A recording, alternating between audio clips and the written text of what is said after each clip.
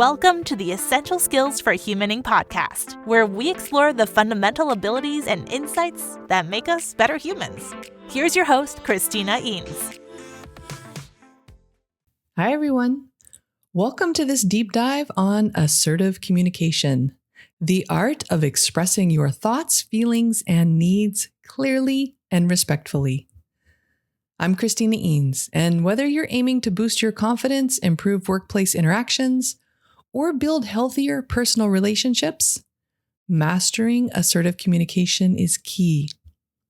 Today, we're unpacking what assertive communication really means, how it compares with other communication styles like passive, aggressive, and passive-aggressive, and practical strategies to speak up authentically while maintaining respect for yourself and others. We'll also share stories, examples, and exercises you can use to become more effective at assertive communication. Ready? Let's jump in. Okay, communication isn't just about words. It's about how we express ourselves and how we respond to others. The way we communicate influences our relationships, our confidence, and our ability to get what we need.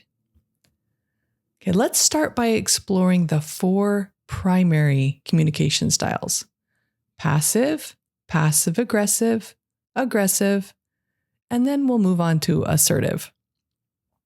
So passive communication. This tends to avoid expressing opinions or feelings.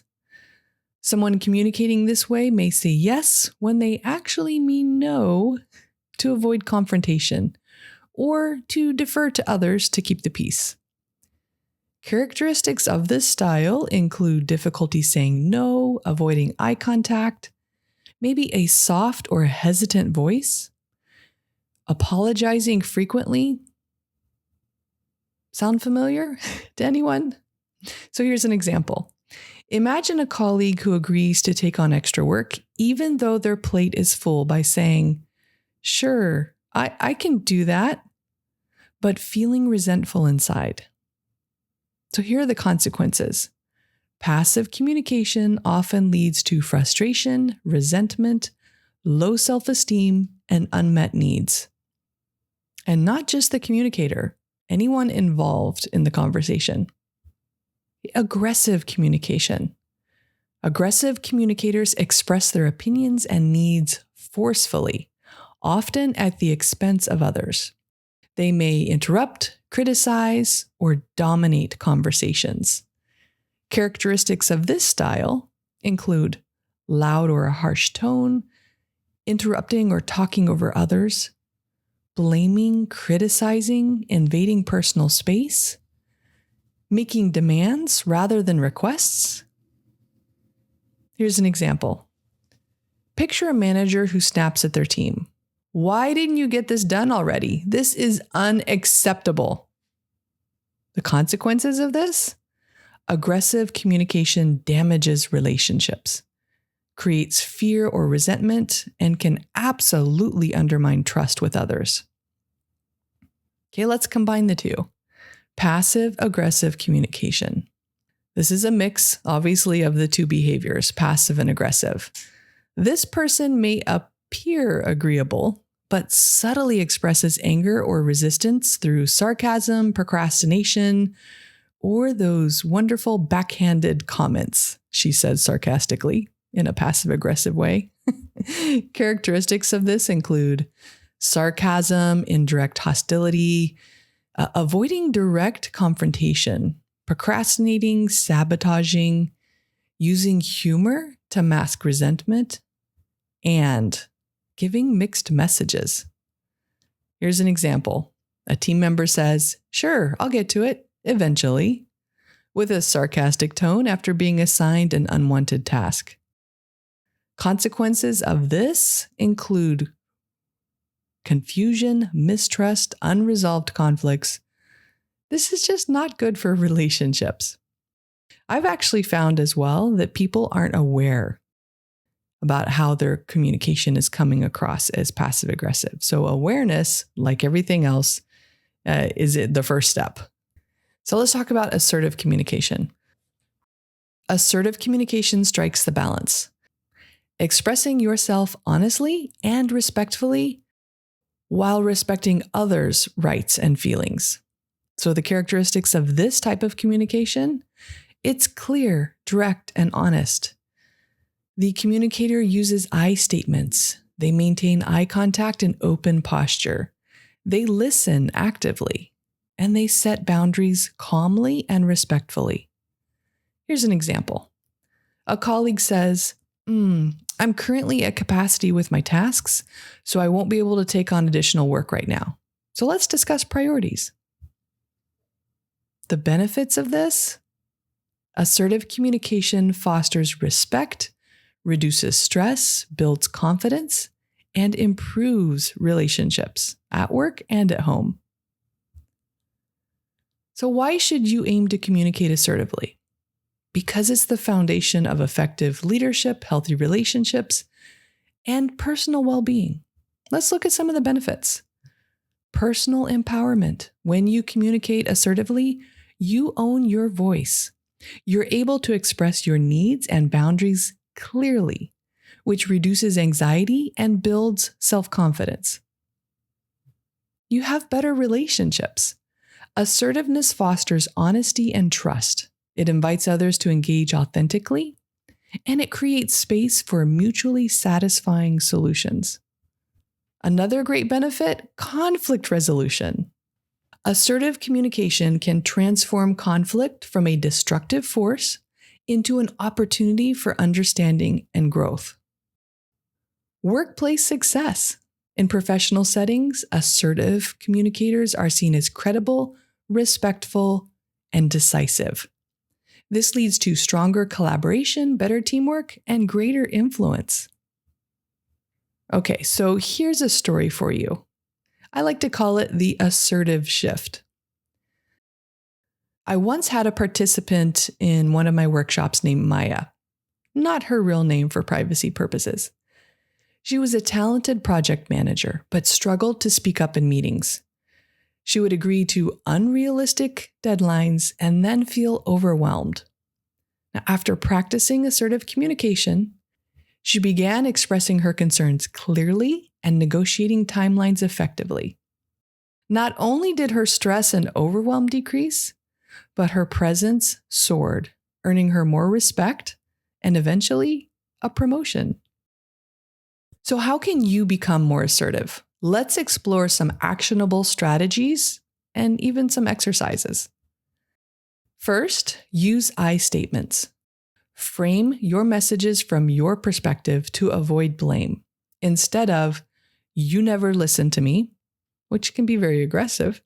Try, "I feel unheard when I don't get a chance to share my ideas." 2, practice saying no. Set boundaries respectfully. "I'm unable to take this project right now due to other priorities." Or, "Thank you for the offer, but I'll have to decline." 3, maintain open body language. Our nonverbal cues matter. Stand or sit upright. Maintain eye contact. Use calm, steady voice tones. Avoid that closed body language of maybe crossing your arms or looking away. Number 4, practice and rehearse. For challenging conversations, I like to prepare key points and rehearse with either a trusted friend or colleague, someone important in your life that will give you good feedback. 5, manage emotions. Pause and breathe before responding to avoid reactive communication. 6, active listening. Demonstrate you value the other person's input. Nod, paraphrase, ask clarifying questions. A lot of people think they're listening when they're not actually in that active listening mode. This involves being fully focused on the other person, putting away those distractions, the ones external to you, the ones in your head, and really focusing on what they're saying. 7, assertive request formula. Be clear about what you want and why. "I would appreciate it if we could." Or it's important to me that, finish that sentence. So there's a lot of different ways you can practice, but I highly recommend practicing common scenarios with a friend, a trusted friend, that trusted friend that will give you feedback, right? Maybe asking for a raise, setting a deadline, addressing a conflict. Practice with an individual and have them give you feedback. So let's talk about overcoming barriers to assertive communication. Many people face challenges on the path to assertiveness. One barrier could be a fear of rejection or conflict. There's perhaps maybe a belief that assertiveness will lead to backlash. But here's the reality. Assertive communication reduces conflict by clarifying expectations and will actually improve your relationships. Another barrier, low self-esteem or confidence. Build confidence gradually with small wins, maybe some positive self-talk, getting out of maybe baby steps in getting out of your comfort zone. Try a little something every day. Another barrier could actually be cultural or gender norms. Recognize if you do have any influences based on your gender or culture, and find culturally appropriate ways to be assertive, ones that you feel comfortable with. And then another barrier, habitual patterns. Old communication habits take time to change. Be patient and consistent. So how do you know if you're becoming more assertive? Reflect on how often you express your true thoughts respectfully. Notice if you feel less resentment, stress, overwhelm, and more control. And notice or observe improvements in your relationships. It certainly will help. Finally, some tips for continued growth. Keep a communication journal. How well you communicated, what you're going to change next time. Get feedback from colleagues or friends. Take assertiveness workshops like at Eanes Training. And practice mindfulness to stay present in your conversations. All right. Assertive communication is a skill, and like all skills, it improves with intention and practice. When you speak up authentically and respectfully, you not only empower yourself, but create healthier, more productive relationships at work and beyond. If you're ready to build your assertive communication skills with structured guidance, exercises, and real-world strategies, our course, Mastering Assertive Communication, is here for you. Visit eanestraining.com to learn more and start your journey toward confident, clear, and compassionate communication today. Thank you for listening. Remember, your voice matters. Use it with courage and kindness. Thank you for tuning in to the Essential Skills for Humaning podcast. We hope you've gained valuable insights to enhance your journey as a human being. Remember, practice makes progress. Keep honing those essential skills, and until next time, keep being the best version of yourself. For more resources, visit eanestraining.com.